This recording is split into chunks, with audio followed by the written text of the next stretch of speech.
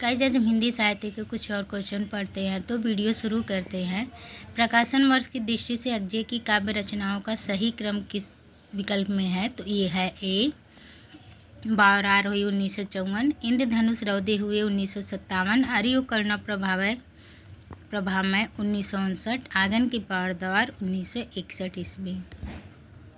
इनमें से किस कवि की रचनाएं तार सप्तक पृथक में नहीं थी? तो ये थी शकुंतला माथुर की। इसमें से कि कवि की रचना तीसरा सप्तक में नहीं थी? तो ये थी केदारनाथ सिंह की।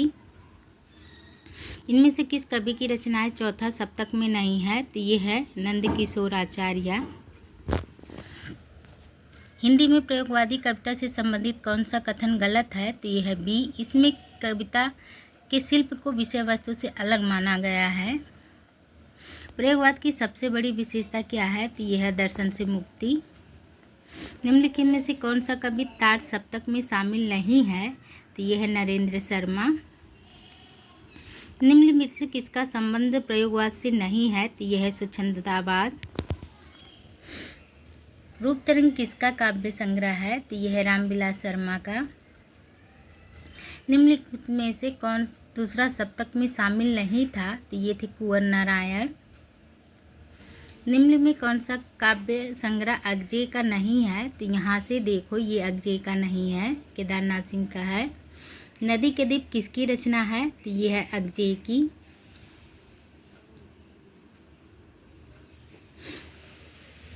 सर्वेश्वर दयाल सक्सेना की रचनाएं हैं। तो यह है एक सुनी नाव पर जंगल का दर्द,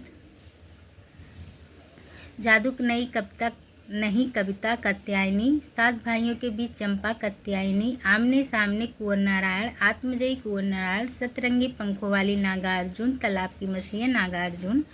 नई कविता के तीसरा सप्तक के कवि कौन है?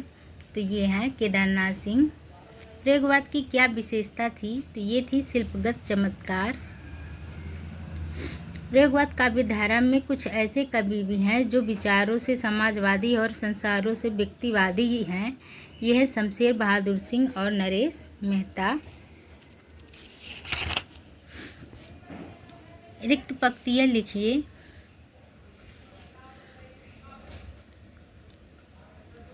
तो यह है उसकी वेदना का स्रोत। कविता और कवि का नाम लिखिए। रेत का विस्तार, नदी जिसमें खो गई कसधार। तो ये है अतः सलिला अग्जे। कवि और कविता का नाम लिखिए। इनमें हमी में से अजीब कराह सा कोई निकल भागा, भरे दरबार आब में मैं भी संभल जागा। ये है भूल गलती मुक्तिबोध की।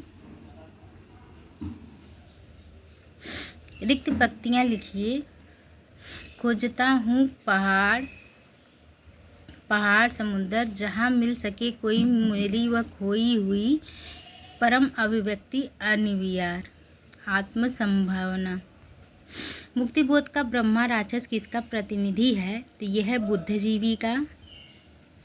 मैंने देखा एक बूंद शहदा उछली सागर के झाग से, रंग गई क्षण भर ढलते सूरज की आग से। उपयुक्त पंक्तियाँ किस कवि की हैं? तो यह है अग्जे की। हम तो सारा का सारा लेंगे जीवन, कम से कम वाली बात न हमसे कहिए। उपयुक्त पंक्तियों के कवि कौन है? तो यह है रघुवीर सहाय। जमीन पक रही किसका कविता संग्रह है? तो ये है केदारनाथ सिंह का। गीत फरोश में कवि क्या कहना चाहता है? तो दूसरों के मन माफी कविता लिखने और बेचने के लिए कवि विवश है। हिंदी कविता में प्रयोगवाद का परिवर्तन किस काव्य संकलन से माना जाता है? तो ये माना जाता है तार सप्तक से। निम्नलिखित रचनाओं में से कौन सी कुंवर नारायण जी की लिखी रचना है? तो ये है मेरे साक्षात्कार। आत्मजयी की कथा वस्तु निम्नलिखित में से किस पर आधारित है? तो ये है कठोपनिषद से। निम्नलिखित रचनाओं में से कौन सी नरेश मेहता की लिखी रचना नहीं है? तो ये नहीं है गुनाहों का देवता।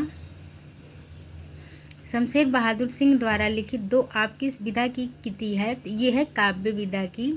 गाइस, आज के लिए बस इतना। वीडियो अच्छी लगी हो तो चैनल को सब्सक्राइब करें, लाइक करें, शेयर करें। धन्यवाद।